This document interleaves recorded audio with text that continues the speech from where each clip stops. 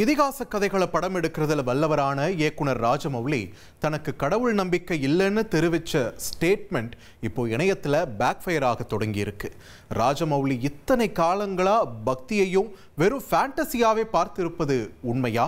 மகாபாரதம் மற்றும் ராமாயணம் போன்ற இதிகாசங்களை தழுவி 1000 திரைப்படங்கள் வெளியாகி உள்ள போதும் அதனை தழுவி ராஜமௌலி ஒரு திரைப்படத்தை இயக்கும் போது மட்டும் அவர் ஆடியன்ஸையும் துவாபர யுகத்திற்கே கடத்தி சென்று விடுவார். ராஜமௌலியின் ஒவ்வொரு ஃப்ரேமையும் பார்த்து வால்மீகியும் வியாசருமே வியந்து போய்விடுவார்கள் என்று சொன்னாலும் அது ஆச்சரியப்படுவதற்கில்லை. அந்த அளவிற்கு ராஜமௌலியின் அதீதமான மெனக்கெடல்கள் இருக்கும்.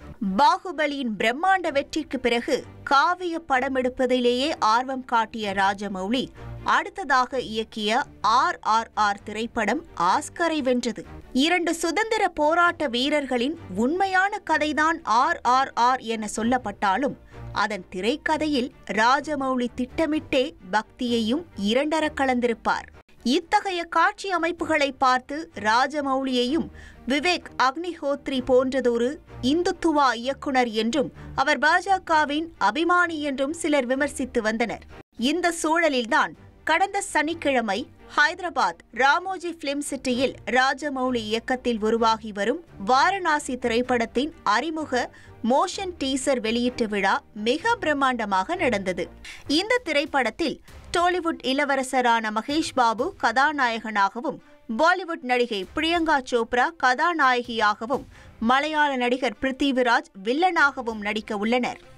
இந்த படத்தின் மோஷன் ட்ரெய்லர் வெளியீட்டு விழாவில் இயக்குனர் ராஜமௌலி தெரிவித்துள்ள சில கருத்துக்கள் தற்போது இணையத்தில் கடும் விமர்சனத்திற்குள்ளாகியுள்ளது.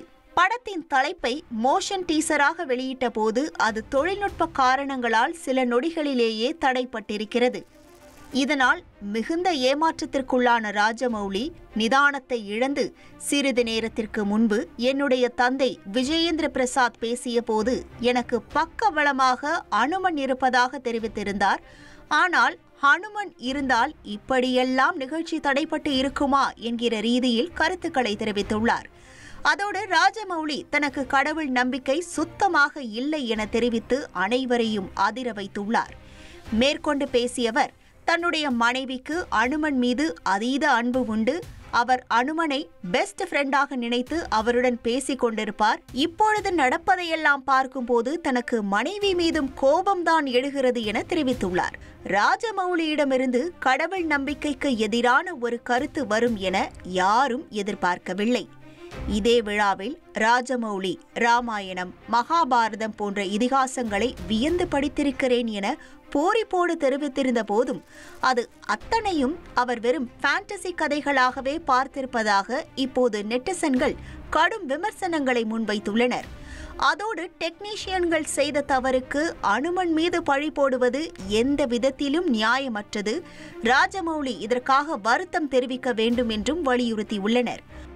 ஒருபுறம் வாரணாசி கிராபிக்ஸ் காளையோடு மருதநாயகம் ஒரிஜினல் காளையை ஒப்பிட்டு நெட்டிசன்கள் கலாய்த்து வரும் நிலையில் தற்போது ராஜமௌலியின் கடவுள் நம்பிக்கைக்கு எதிரான பேச்சும் சர்ச்சைக்குள்ளாகி இருப்பது கவனத்திற்குரியது.